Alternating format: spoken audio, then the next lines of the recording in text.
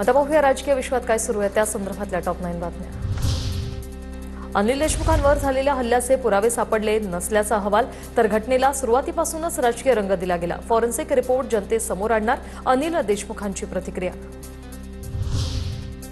अनिल देशमुख यांनी निवडणुकीच्या काळात एक स्टंट केला होता, हे फॉरेन्सिक रिपोर्ट आल्यावर अजून स्पष्ट होईल। मंत्री चंद्रशेखर बावनकुळेंची टीका, 10 किलोचा दगड असता तर मी मेलोच असतो। देशमुखांच्या दाव्यावर बावनकुळेंची प्रतिक्रिया। अनिल देशमुखांनी दिलेली तक्रार खोटी असेल तर त्याबाबत कारवाई होईल, मंत्री पंकज भोयर यांची प्रतिक्रिया।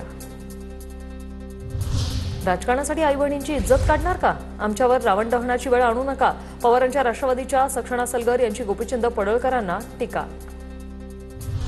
भाजपच्या नवनाथ वन यांच्याकडून गोपीचंद पडळकरांची पाठराखण, पडळकरांना मंगळसूत्र चोर म्हणून ट्रोल केलं, त्यामुळे पडळकरांचं प्रत्युत्तर योग्य आहे, त्यात काही चूक नाहीये। नवनाथ वन यांची प्रतिक्रिया। वरिष्ठांनी समज देऊनही ऐकत नसतील तर समजून जावं, पडळकरांनी जयंत पाटलांवर केलेल्या टीकेवर देसाईंची प्रतिक्रिया।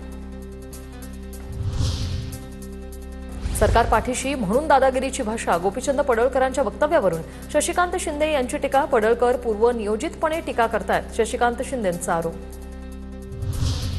पूरग्रस्तांसाठी शेतकऱ्यांकडून नाही कारखान्यांकडून पैसे घेणार, उसाच्या प्रतिटन 5 रुपये अतिरिक्त निधीबाबत देसाईंचं स्पष्टीकरण। पवार सीएम असताना किल्लारी भूकंपावेळी कारखान्यांनी 2 रुपये दिले, देसाईंची प्रतिक्रिया।